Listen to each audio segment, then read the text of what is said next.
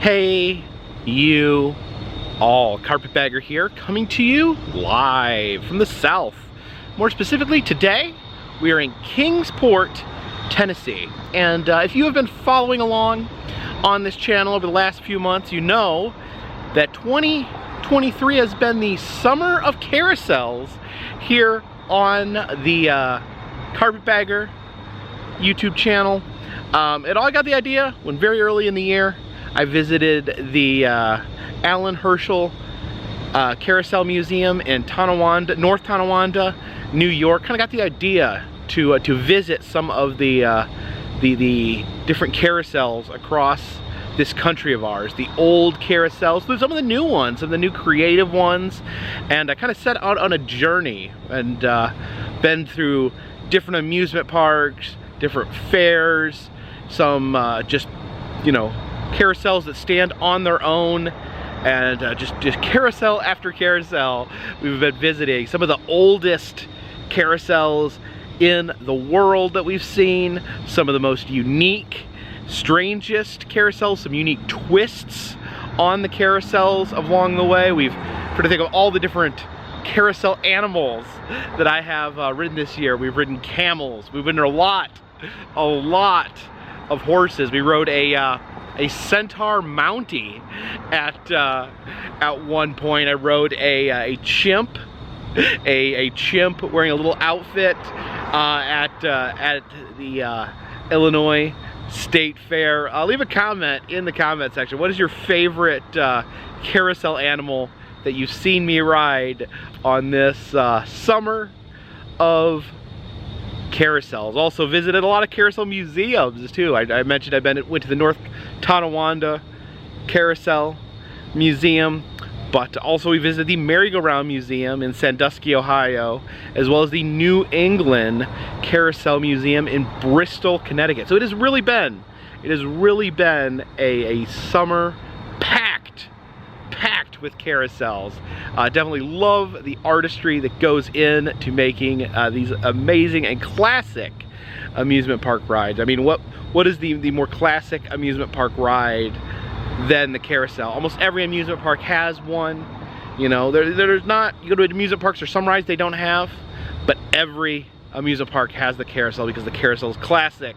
The carousel speaks to people of multi-generations. As a matter of fact, it was a carousel that inspired Walt Disney to create Disneyland. So we have been on quite a tour. I did want to, I know some of you may be asking, there is what they call a carousel circuit in New York where you can ride, like, I think it's, I'm trying to think, it's 5 or 6 carousels within one area. I was going to do that, but one of the carousels was under, they were being refurbished this year, so I wanted to wait and do that when I can do all the carousels in one go round. But I talked recently, I was at the Tennessee State Fair, and I'm like, the summer's coming to an end. Maybe we're gonna ride our last carousel, and I got on a traveling carnival carousel. You know, there is some good traveling carnival carousels, and some of them, you know, they repaint them in fun colors and they get creative with them. But I'm not saying the one I rode last was a bad one, but it was a little rickety. It was probably the roughest carousel. The horse was like ka-chunk, ka-chunk, ka-chunk as it traveled around. So I don't know. I felt like I didn't want to end the summer of carousels there, which brings us today to the official end of the summer of carousels here on the Carpetbagger channel as we visit Kingsport, Tennessee and the Kingsport Carousel. There's an indoor carousel in Pal's Roundhouse. Pal's is a local fast food exclusive to Eastern Tennessee, and this is kind of an amazing story. This carousel's not very old, very recent, only built in the last several years, and there was a group of volunteers that really wanted a carousel here in Kingsport, Tennessee. Problem is, carousels are expensive. To get an antique carousel would cost quite a bit of money, so they really kind of made it a DIY carousel. They formed a group of volunteers. They paid out of their own pockets to send members of the group to wood carving classes because they could not afford to buy an already built carousel. So they were gonna build a carousel from the ground up. So they hired, the locals went to woodworking classes, learned how to carve carousel animals themselves, and then they needed to find a base, an actual carousel for these horses, for these animals to go on. So they actually found, they were scouring the country, and they found that a zoo in Connecticut actually had a stripped down carousel, no animals on it, but the base workings of a carousel in storage. The zoo had bought a new carousel, a brand new carousel, brought that in, and they had the old one in storage, and they actually volunteered to give that free of charge to the city of Kingsport as long as they were willing to travel to Connecticut and obtain that carousel, which is actually the frame is actually an original carousel from the Alan Herschel Company, which started the Summer of Carousels when I visited that museum. So a lot of history here, so some new ingenuity, some old history, and they have created a functional carousel here in Kingsport, Tennessee. So let's head inside and see the final carousel for the Summer of Carousels. See, it is enclosed. It looks like they can open these doors to the outside, but right now it is closed, probably because it's so hot. It is pretty warm today, so that's probably why they have it closed up, so they can keep the air conditioning in. But looks like we enter through this building right here. And here we are. Here is the Kingsport Carousel. Like I said, all the animals are carved locally, so some different things going on here. Of course, you have a lot of horses. Looks like that's a log. All right, you got the train there, the big dog, the tiger. Some very, very interesting animals. Got the frog there wearing a crown. Oh boy. Zebra wearing a saddle, of course. All right, and I've purchased 3 carousel tokens. They were only $1 a piece, so I figured we could find 3 different animals to ride for our final carousel of the Summer of Carousels. The token in there, and we head through, and we can find ourselves an animal here. Look at this. Oh, so such interesting carvings here. This one is three otters together. We got the big cat there, the big wolf right here, the big bad wolf. Oh, you notice that there's even like smaller carvings on top of the carousel. It's some squirrels up there. Of course, you have your classic horses. Oh, you got little elephant here with the mouse holding the peanut. And I actually notice here, you can see that carvings, each animal has its own name. This is Ella. It says who carved it. It was carved by Albert Perry. So yeah, these are actually wonderful. I said that, you know, people took classes to be able to carve these, but they are absolute wonderful carvings here. Oh my gosh, look at this. They have a little pug here. That is so cool. I've never seen a pug on a carousel. You've got the frog there, has his own crown, so it's kind of like a king of frogs. And this is, oh no, is this a hippocampus here? Or is this just a dragon? Sometimes the line is blurred between a hippocampus and a dragon. This is Linview Lynx. It's actually got the high school sweater on there. Maybe that's a mascot from a local high school. And the unicorn here. This is Morning Glory, the unicorn. And this is, I think this is the most unique one I've seen here. This is the Bays Mountain log. It is a log, but it's a log full of animals. You've got the raccoon there, some bats, a turtle. There's a snake up here and a woodpecker. The stump there just full of life. And let's see, you got a lion and oh, I like this rabbit here. He's got this hat on. It says veterinary hospital. He's got a watch in his pocket. This is Roscoe the rabbit. He's representing the veterinary hospital. But yeah, let's I think we've made a loop here. Let's stop and hop on the 3 otters here. And here we go.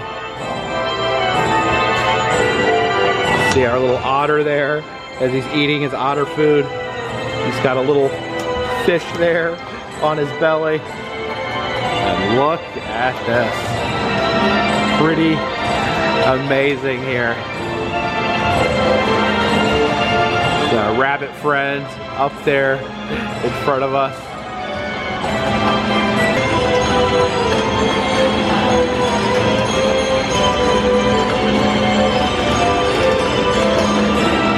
See the otters all holding each other, because that's, you know, that's what otters do in the wild. They hold hands, they cling to each other, and they form like a giant mass of otters. So here they are forming a mass to allow us to ride around them in a carousel. See up there, the ribbons hanging from the top of the carousel.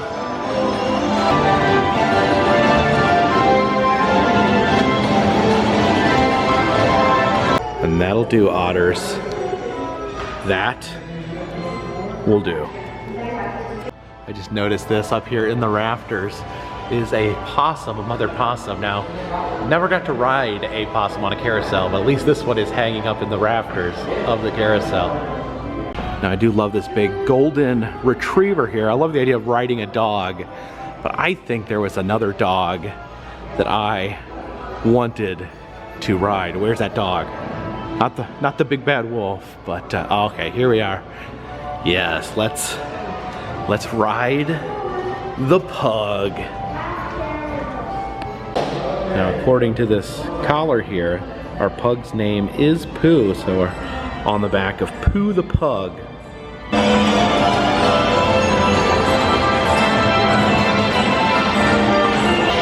You hanging in there, Pooh?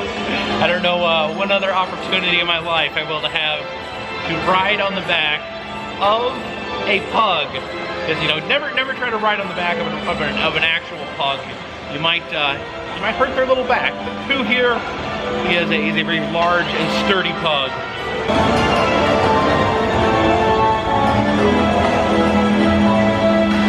That'll do, Pooh. That'll do. Oh wait. Chaos reigns. And for our last ride, I think we'll be hopping aboard the most unique carousel animal maybe that I've seen all season, and that is this log full of animals. And our final official last ride of the 2023 summer of carousel here on the Kingsport carousel next to a unicorn. What a completely unique ride animal. The log here, you got a snake sitting right here in your lap. Is this indeed the most unique carousel animal you can ride? I don't know, leave a comment in the comment section. To me, it's either this or the bag of dog food you can ride at Carillon Park in Dayton, Ohio.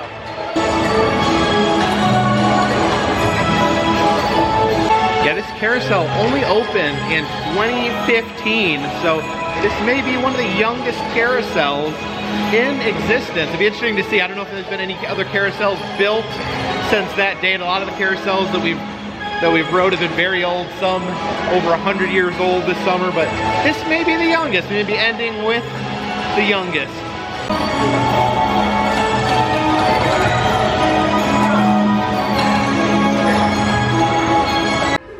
And that will do, log. That will do. Yeah, I do like the animals up in the rafters. Adds a little extra something. Got the big rat there with the cheese. Also, I just noticed the cat there is wearing a tutu. Yeah, a cat in a tutu. Next to the carousel, I have this giant white buffalo. I don't know, maybe he was just a little too big for the carousel, but he's still very amazing. In addition to all the figures being locally carved, you also have this hand-carved operator's booth here. All the different animals poking out. Oh, you got a skunk pointing its stinker out there at the bottom. Got all these little animals there, and there's a flying pig on top. And the significance there is apparently when they first had the idea that they were gonna bring a carousel to Kingsport, Tennessee, they were told that it will happen when pigs fly. And here it is, with a flying pig. Now it says when they acquired the frame here from the zoo in Connecticut, there was scenes of Connecticut painted on these murals, but they updated it and added scenes from the local area there. See a church there, and there's some actual gravestones there on the mural there. I'm not sure whose graves those are. They have the names on them. There's the local hospital, the local movie theater there. Santa Claus visiting Kingsport there. Some classic cars driving down the main road. Oh, check out that funny little skunk there. Why is he pointing that carrot? It's a panel dedicated to the local Indian reservation.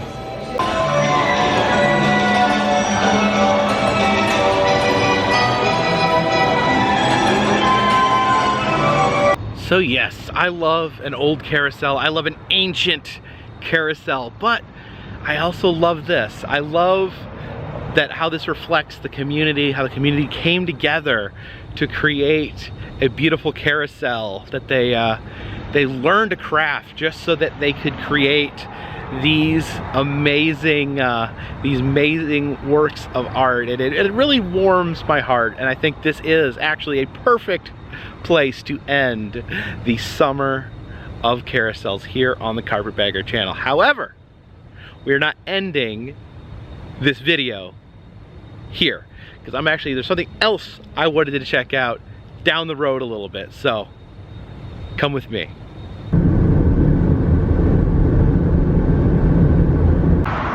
Come down the road here just a little bit from the carousel.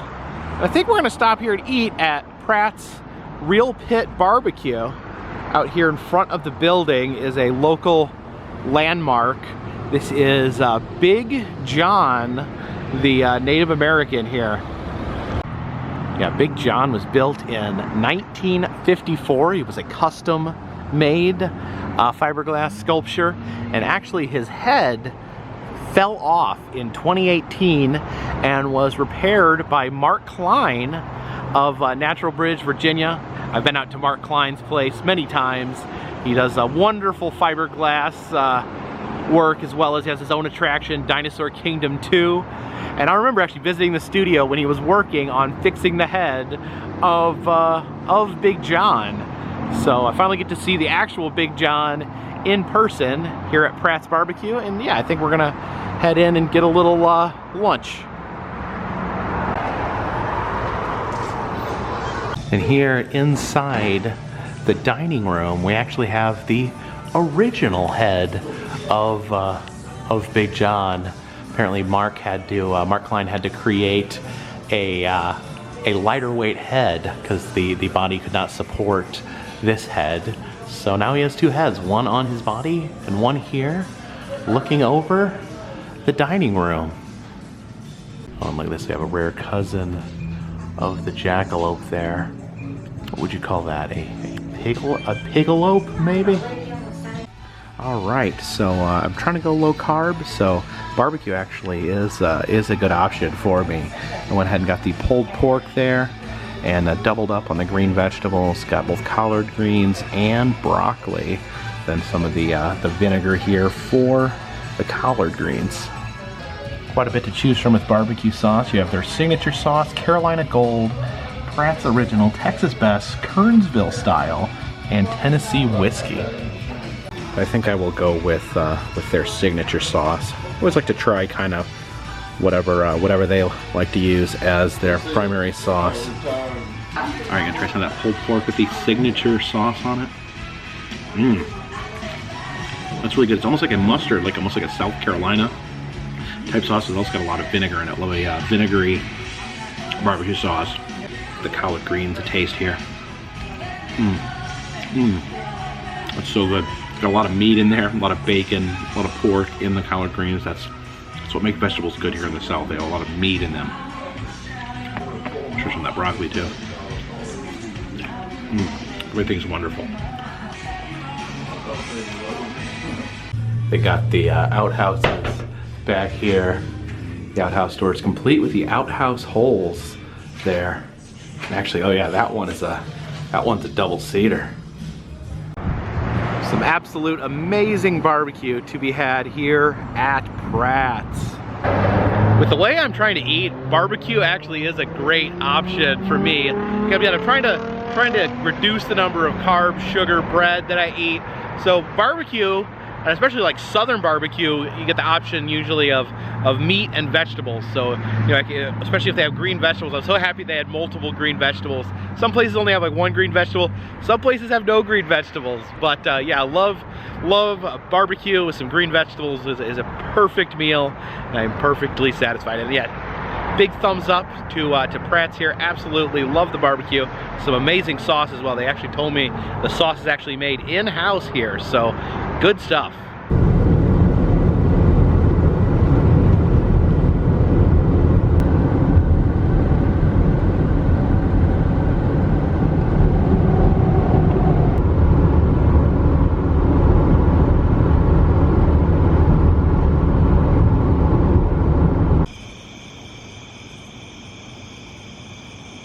And we have landed in Morgantown, West Virginia.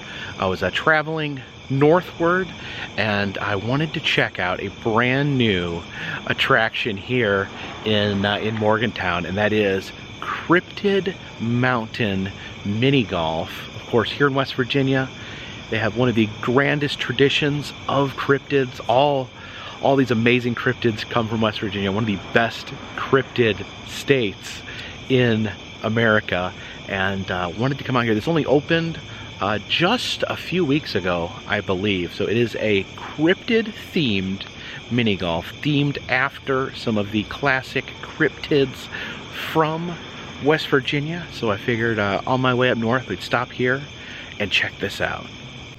You can see the sign there. You can see Mothman right there, front and center, probably the most famous cryptid from West Virginia. There to his left is the Flatwoods Monster, or Braxy. Got a Sasquatch there. Of course, Sasquatches live in West Virginia, as well as most of the 48 states. I think that is the Grafton Monster there. And then we have Sheep Squatch. Oh, I'm excited. I had some delays along the way, so I ended up showing up here pretty late, but I do believe they're still open. Man, this actually looks kind of ominous.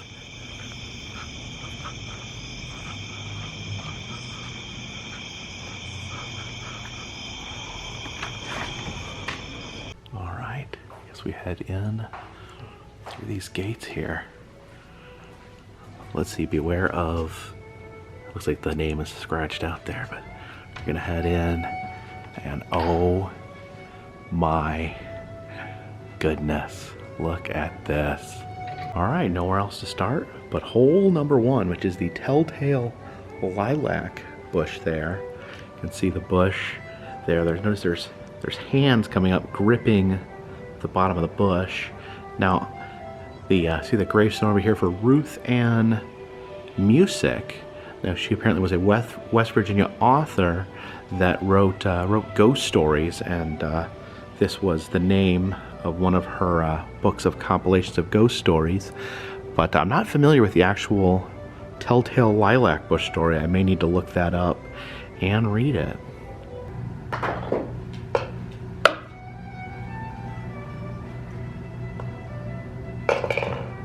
Now this is truly amazing. Oh my gosh, this is the Grafton Monster. He was a monster sighted in the 1960s in Grafton, West Virginia, which is not too far from where we are right now. His distinguishing feature is that he has no head. He has eyes there coming out of his torso, but it was these sightings in Grafton, West Virginia, this giant hulking beast of a monster that had no head. This is a distinguishing characteristic, and they actually formed monster hunts to try to hunt him down.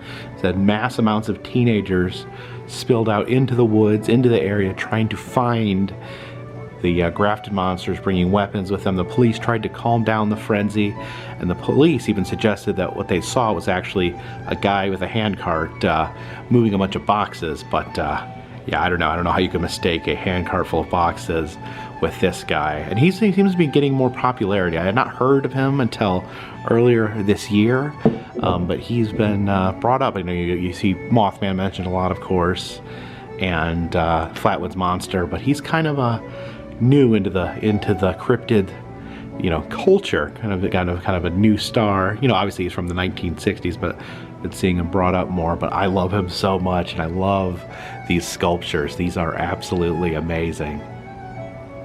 And under the Grafton monsters, we have one of the hardest mini golf shots of all time. The loop-de-loop there. Let's see if we can get it through.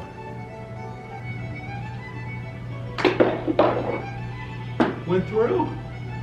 I think are you allowed to, like, if it's in the corner. I think when we played this, like when I was a kid, we used to say that if it was by the corner, you could do it one putter's length away from the wall. So that's what the rule we'll use today. There you go. I got two in this one, and I think I got it in the second shot in this first one too. Very spooky murals here on the wall. See the scarecrow there. We see Mothman making an appearance. I'm sure he will show up before too long. And you see Sasquatch there lurking behind the fence. Number 3 is the Great River Monster. This is pretty amazing. Looking there, I guess you gotta knock the ball into his mouth there. I'm not familiar what river monster this is. He has kind of an interesting look to him. This is another one I may have to do some more research on in the future. Not sure which river this monster is from. Oh, went in his mouth. So went in through his mouth hole, came out his unmentionables, and over here, let's see if we can smack it in. Just one good tap. There, I've actually done pretty good. This is better than I normally do at mini golf. Here we have the Weeping Woman. You see the gravestone there with the crying woman. The Weeping Woman, also known in Spanish as La Llorona, but you actually will hear the Weeping Woman story. Not just, you know, it's very popular in Spanish-speaking countries, but you also hear it all over the world about a woman who has drowned her children and spends the rest of eternity crying over the loss of said children.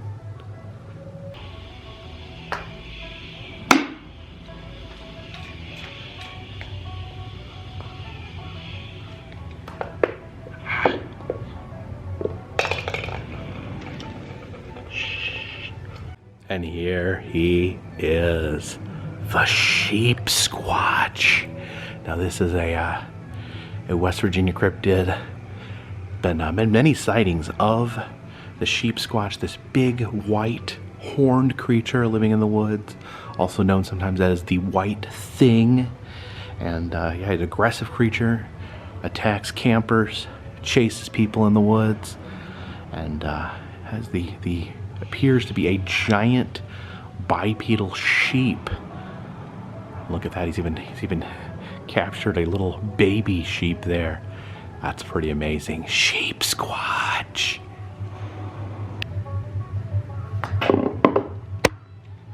Did it go in? No. Here we have a creature known simply as the Greenbrier Ghost. See the eyes right there. The ghost hanging above the hole. It says Zona Hester Shoe, the Greenbrier Ghost. I'm not as familiar with ghost stories as I am with cryptids, so that's another one. We'll put that on the list of things to look up later. Of course, anyone knows about any of these that I may not be familiar with, please do leave comments in the comment section letting me know about these legends and cryptids.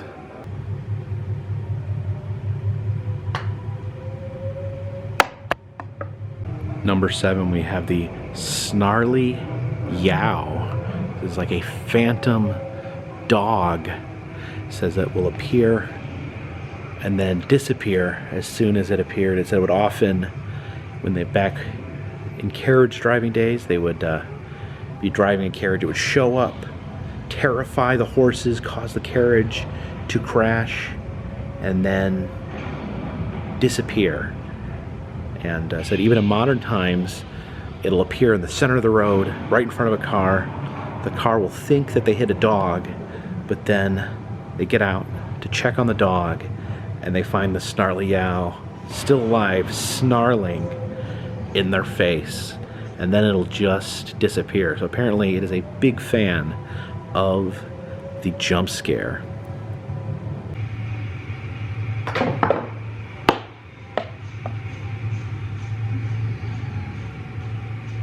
See the flaming woman right there.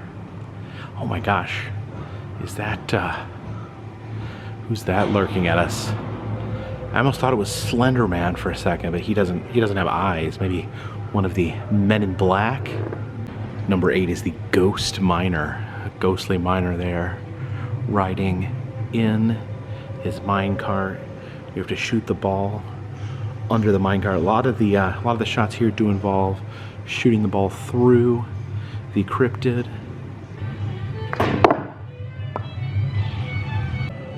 So we head in here. We're heading into Flatwoods, home of the Green Monster. It's the actual sign hanging up in Flatwoods, West Virginia. I think, oh, there he is. There he is. One of my all-time favorite cryptids, the Flatwoods Monster, also known as Braxy. This monster appeared in the 1950s. Some brothers saw a comet or UFO crash in the woods. They went to examine and found this strange and bizarre, unusual creature levitating above the ground. You see it levitating there. Some believe that the actual appearance of the monster is actually just a suit, and the real alien lies within. Also, it's known for its self-defense mechanism of spraying poisonous smoke or gas. And yeah, I love the design there. Apparently the design was really popular in Japan. Like, Japanese culture actually embraced the Flatwoods Monster before the US really did.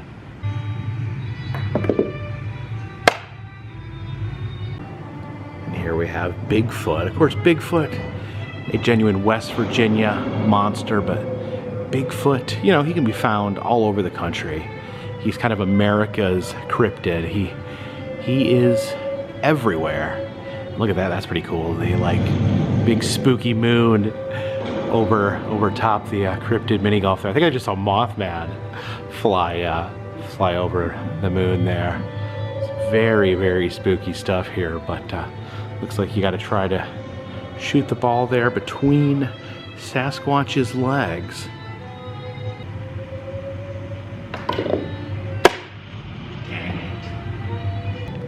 See a UFO there, got a herd of cows heading underneath. Uh-oh, looks like it's got one of the cows there. Oh, abducting the cow. And the man himself, of course, you can't have cryptid mountain mini golf here in West Virginia without Mothman, the ominous creature that showed up in Point Pleasant during the 1960s, flying at locals, terrorizing people, leading to other events of like very strange things happen at the same time. You had the UFO sightings everywhere. You had the mysterious alien known as Indrid Cold showing up in the surrounding area in the same time period. All these strange things leading up to the mysterious collapse of the Crystal Bridge, which put an end to Mothman sightings for quite some time in West Virginia. But actually, many report now the Mothman no longer lives in West Virginia, that he actually lives at the O'Hare Airport in Chicago, of all places. Got Mothman here hovering above this well, so I guess we gotta shoot the ball in to the well here under Mothman. All right, see if we can get the ball in the well. I'm gonna crack it here. All right, I think we're in the well. We're in the well. It's going down the drain very slowly there. And where's it gonna come out at? Hole in one. Got a hole in one on the Mothman hole. Mothman's looking out for me. Wow. Finally my luck catches up with me. But we don't end with Mothman. We have hole 13 here, which there's a cabin with tentacles, maybe some sort of like Lovecraft-like situation, tentacles from another dimension here. We gotta try to hit our ball up the porch and into the portal. So it looks like on this hole, there's two options. You either get a hole in one by getting it in there, or you get 2 strokes added to your score. Let's go for a second hole in one. Oh, almost, it went over top the hole in one, and now my ball is gone. Gone forever.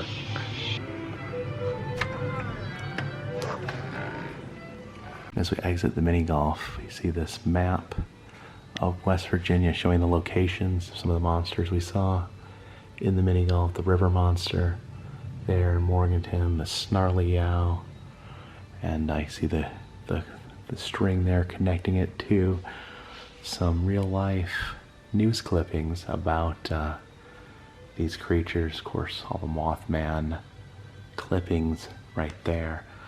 But this I thought this was very interesting. This was reported in the Beckley Post-Herald. You had this winged cat that was reported in the newspaper.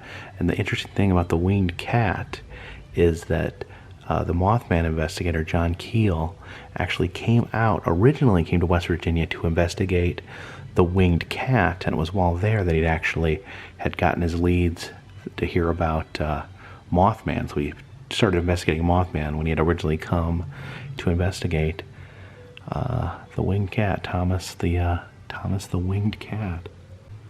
Yeah, over here are some of the articles about the Flatwoods Monster. I've been there to the Flatwoods Monster Museum. Some early drawings of what it may have looked like. See the Grafton Monster there. In the paper it said monster result of spring fever, wild imagination. Then it talks about the teenage monster hunting parties that went out to find the Grafton Monster. And this is interesting too, the Veggie Man here. See the police reporter sketch there of what the Veggie Man may have looked like. See the mask there from Fallout. I know I've never played the game, but I know a lot of people who are fans of Fallout. They came to the Mothman Festival because apparently a lot of the West Virginia cryptids are featured in that game. See some coffee cups there with the logo on it. Very cool. I love the different cryptids in the logo there. And we have some coffee, some Mothman coffee, some Braxy coffee there. And then I think I've seen these before. This is for like barbecuing. This is the Appalachian Huntsman. There's Braxy's blend, Mothman's blend. Oh, even a Bat Boy there. And Grafton Monster garlic. There's some Cryptid soda here. You got the Flatwoods Monster Orange Soda. The Mothman's West Virginia Scream Soda. I'm thinking that's probably cream soda. It's called Scream Soda. And look at that. We have the Squonk, the saddest cryptid there. Has some raspberry lime soda.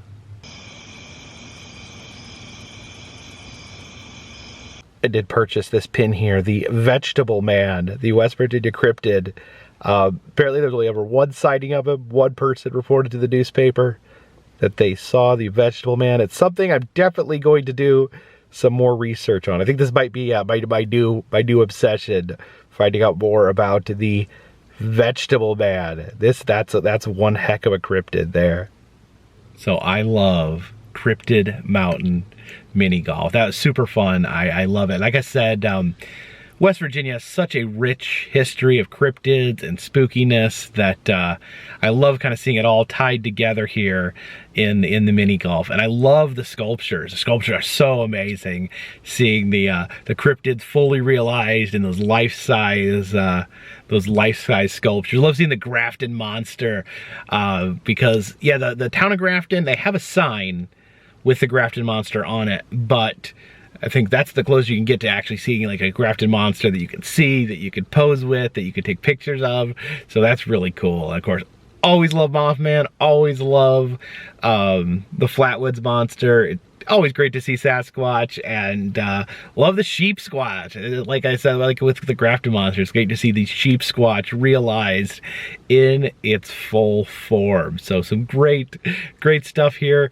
Definitely would recommend if you're doing that. Gosh, if you do the West Virginia cryptid road trip, this would be a perfect stop. If you like go to like Point Pleasant to see Mothman, you can go to the see the Flatwoods Monster Museum. You can go get your picture for the Grafted Monster side out in Grafton, and come here and tie it all together. It's such a so yeah, West Virginia, the home of cryptids. But thank you so much for watching this video.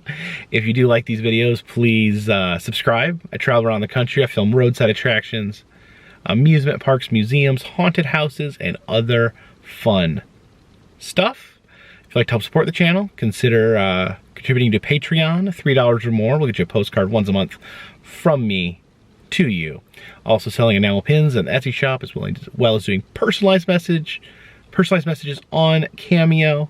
If you're interested in any of that, all the information is in the description of this video, and all that goes to help keep this train on the track, this boat in the water, and this Mothman high in the air.